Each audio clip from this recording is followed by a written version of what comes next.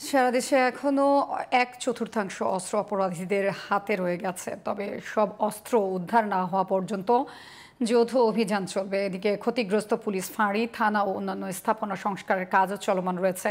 জিটিভিকে দেওয়া এক সাক্ষাৎকারে এসব কথা জানান পুলিশ সদর দপ্তরের মুখপাত্র এআইজি এনামুল হক সাগর। সারাস মাহমুদের রিপোর্ট।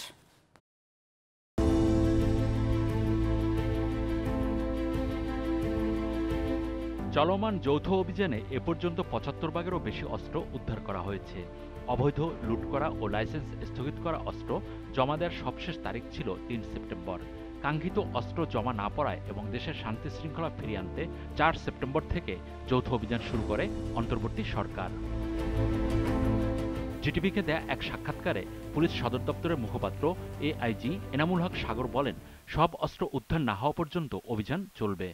আর সাম্প্রতিক সময়ে পুলিশের যে সমস্ত অস্ত্র এবং গোলাবারুদ লুণ্ঠিত হয়েছিল সেই সমস্ত অস্ত্রের মধ্যে কিন্তু ৭৫ ভাগ অস্ত্র ইতিমধ্যে কিন্তু আমরা উদ্ধার করতে সক্ষম হয়েছে। পুলিশের যে সমস্ত অস্ত্রগুলো লুণ্ঠিত হয়েছিল, আরেকটি হচ্ছে গিয়ে ২০০৯ সালের জানুয়ারি থেকে ২০২৪-এর ৫ অগস্ট পর্যন্ত যে সমস্ত আগ্নেয়াস্ত্রের লাইসেন্স প্রদান করা হয়েছিল, যেগুলি স্বরাষ্ট্র মন্ত্রণালয়ের একটি প্রজ্ঞাপনের মাধ্যমে স্থগিত করা হয়েছে, সেই লাইসেন্সকৃত অস্ত্র যেগুলো জমা প্রদান করেনি সেগুলো কিন্তু অবৈধ অস্ত্র হয়ে গেছে। সেগুলো উদ্ধার অভিযান চলছে এবং এমনিতেও কিছু অবৈধ অস্ত্র যেগুলো রয়েছে যাদের কাছে রয়েছে সেগুলো উদ্ধারও কিন্তু অভিযান চলছে এবং মোট ৯৭টি মামলা হয়েছে। তিনি বলেন, পুড়িয়ে দেওয়া থানাগুলোর সংস্কার কাজ দ্রুত গতিতে এগিয়ে চলছে, তবে থেমে নেই থানার কার্যক্রম।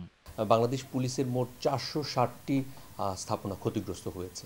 এই ক্ষতিগ্রস্তের মধ্যে কিছু স্থাপনা ভাঙচুর করা হয়েছে এবং কিছু স্থাপনা অগ্নিসংযোগ করা হয়েছিল। আমরা প্রায়োরিটি বেসিসে কিন্তু সেই থানাগুলো বা ফাঁড়িগুলো বা পুলিশ বক্স বা অন্যান্য পুলিশ যে সমস্ত ইনস্টলেশনগুলো রয়েছে সেগুলো কিন্তু আমরা মেরামত করে আমাদের কার্যক্রম চালিয়ে নিচ্ছি, বা যেগুলো এখনও সম্ভব হয়নি সেগুলো খুব সহসাই সেগুলো সম্পন্ন হবে।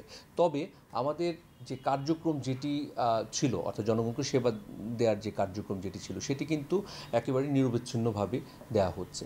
অপারেশনাল চ্যালেঞ্জ যেগুলো ছিল বা ট্রান্সপোর্টের কিছু সমস্যা ছিল, কারণ সারা বাংলাদেশে ১০৭৪টির মতো যানবাহন কিন্তু ক্ষতিগ্রস্ত হয়েছে এবং কিছু কিছু যানবাহন কিন্তু একেবারেই আর ব্যবহার করা যাবে না, একেবারেই ব্যবহারের অনুপযোগী। তো সেগুলোও কিন্তু ব্যাকআপ হিসেবে কিন্তু সাপোর্ট দেওয়া হয়েছে পুলিশ হেডকোয়ার্টার্স থেকে। এনামুল হক সাগর বলেন, সম্পূর্ণ পেশাদারিত্ব নিয়ে যেন পুলিশ বাহিনী কাজ করতে পারে সেজন্য জনগণের সহযোগিতা দরকার। সন্ত্রাস দমনে পুলিশকে তথ্য দিয়ে সহযোগিতা করারও আহ্বান জানান তিনি।